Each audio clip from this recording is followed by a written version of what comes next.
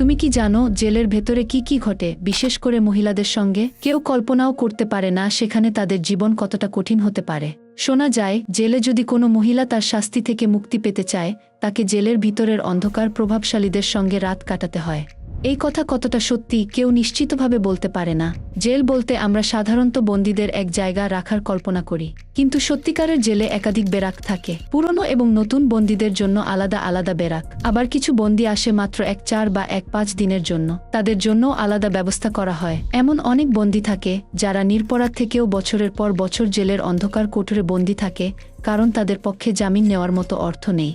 জেলের খাবার, যা আমরা সিনেমায় দেখি, অ্যালুমিনিয়ামের থালায় শুকনো রুটি, পাতলা ডাল, তা সব সত্যি নয়। এখানে সকালে 7টায় চা আর নাস্তা দেওয়া হয়। নাস্তার মধ্যে কখনো পরোটা, কখনো বিস্কুট। দুপুরে 1-2টার মধ্যে লাঞ্চ, রুটি, ভাত, ডাল আর এক মুঠো সবজি। সন্ধ্যা 6টার সময় ডিনার। মনে হয় যেন সব স্বাভাবিক, কিন্তু জানো কি, এই নিরীহ খাবারের মাঝে লুকিয়ে থাকে এক গভীর অন্ধকার। তবে সবচেয়ে বেশি প্রশ্ন ওঠে মহিলাদের উপর হওয়া অত্যাচার নিয়ে। আমাদের সমাজে ধারণা অপরাধ মূলত পুরুষরা করে, কিন্তু গত 1-5 বছরে মহিলাদের অপরাধে যুক্ত থাকার সংখ্যা ধীরে ধীরে বেড়েছে। অথচ তাদের জন্য নির্ধারিত সুবিধাগুলোর কোনো উন্নতি হয়নি, বরং জেলের অন্ধকার কোণায় তাদের সঙ্গে হওয়া অমানবিক আচরণের মাত্রা দিন দিন বাড়ছে। 2018 সালের এক সরকারি প্রতিবেদনে দেখা গেছে, প্রায় 4 লাখ বন্দীর মধ্যে 20,000-এর বেশি মহিলা জেলে বন্দী। কিন্তু এই সংখ্যার আড়ালে লুকিয়ে আছে এক নিষ্ঠুর সত্য।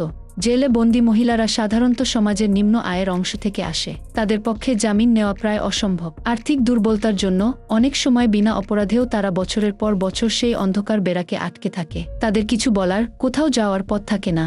এই মহিলাদের বেশিরভাগই অল্প বয়সী, যাদের নিজের সন্তানদের জন্যও দায়িত্ব আছে। না আছে তাদের শিক্ষার সুযোগ, না চাকরির। জেলের বাইরে তাদের জন্য অপেক্ষা করে শুধুই হতাশা।